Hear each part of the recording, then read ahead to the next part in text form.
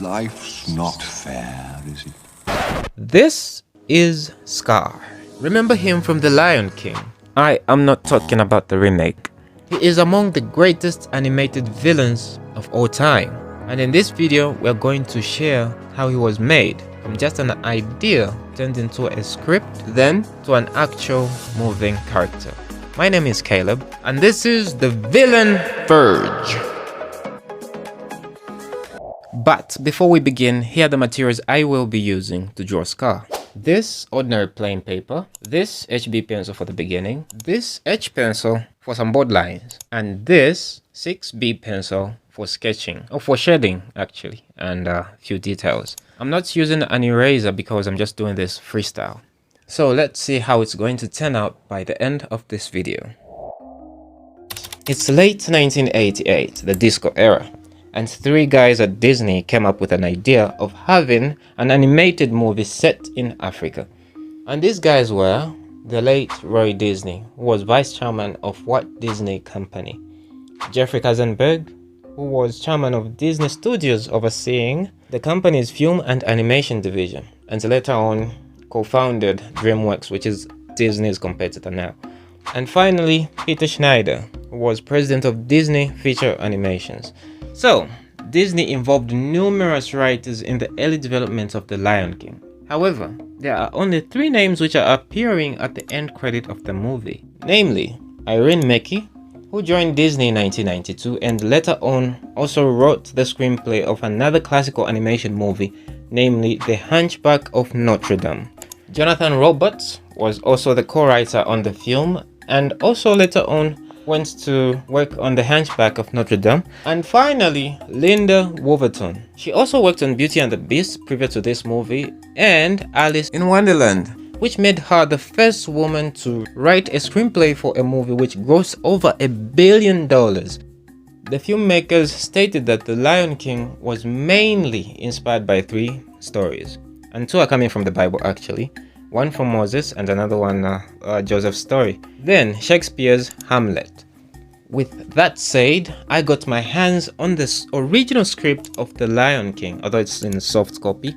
It's a great material to read, but for today we're only focused on Scar. And according to the script, this is how he was described in that story. A thin, angular lion with an attitude problem. Brother to Mufasa, uncle to Simba, a great singer, manipulative, smart, power-hungry, hates his brother's name. That's when he became king. Never ever mention that name. Not scary, according to the hyenas. Idiot. Now you, Scar, I mean, you're one of us. And he was poetic, the way he constructed sentences. With this description led them to character design. An animator by the name of Andreas Deja was assigned as supervising animator for this character, Scar. He later on worked on other villains such as Jafar from Aladdin, Gaston from Beauty and the Beast, and other notable characters such as Lilo from Lilo and Stitch. So according to his remarks when it came to animating this character, he thought to himself, how am I going to get all this humanized personality into this character without hands?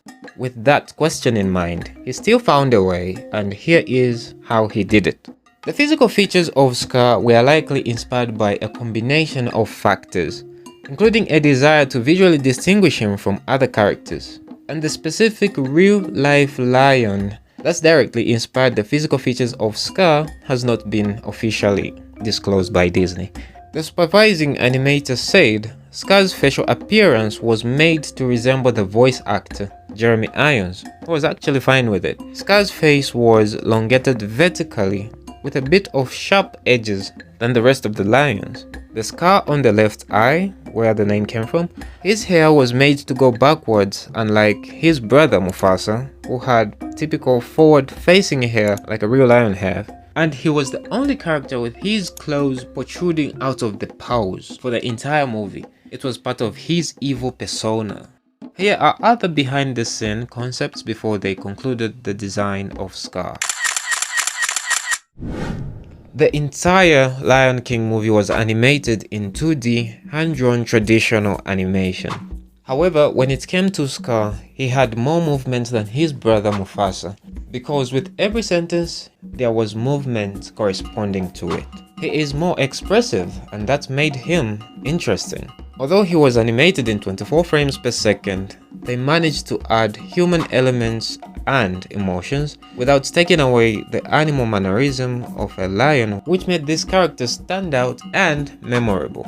But the animation is not complete without having the voice which complements the mannerism of the character. As a matter of fact, the voice was the first thing which came in before they even started animating the character. A lot of top voice actors were considered for the role of Scar. However, the role was instantly won by a British actor, Jeremy Irons, because of his classical theatre training, because they wanted Scar to come across as a Shakespearean character. What a word. So successfully securing Irons for the role was considered a big achievement for the studio, because at the time it was rare for a dramatic actor of Irons' caliber to agree to voice an animated character, especially after winning an Academy Award. However, while recording Scar's song Be Prepared, Irons blew out his singing voice upon belting the lines, You won't get a sniff without me! making him incapable of finishing the song. Luckily, they had another voice actor with the same singing voice tone by the name of Jimmy Cummings, who also voiced Ed from the Three Hyenas to complete the song. With just this minor setback, overall, Jeremy Irons really did put in a perfect performance for this character, in the end making it the perfect villain. Precisely. The Lion King had two directors, namely Roger Allers and Rob Minkoff. Roger Allers was responsible for overseeing the story development, character design, and overall creative direction, while Rob Minkoff focused on the technical aspect of the animation, directing the animation teams, and ensuring the visual quality of the film. The directors envisioned Scar as a complex and cunning character who harbored jealousy and resentment towards his brother Mufasa. The guidance for Scar's portrayal was to emphasize his manipulative and power-hungry nature, contrasting with the noble and wise qualities of his brother Mufasa. That's why he was portrayed to always be in the shed during the day and really had fun in the dark. Finally, seeing everything about this character coming together the way it did shows how a well thought out villain was loved by everyone involved in his creation to set the bar so high from just an idea to a moving legend. Here's a fun fact.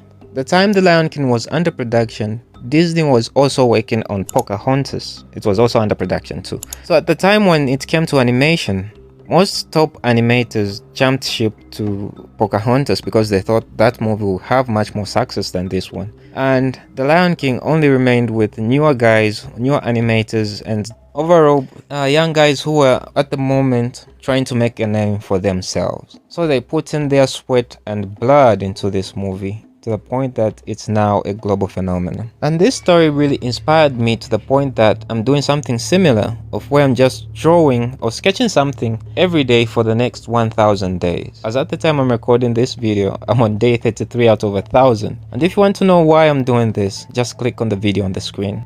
And thank you for watching.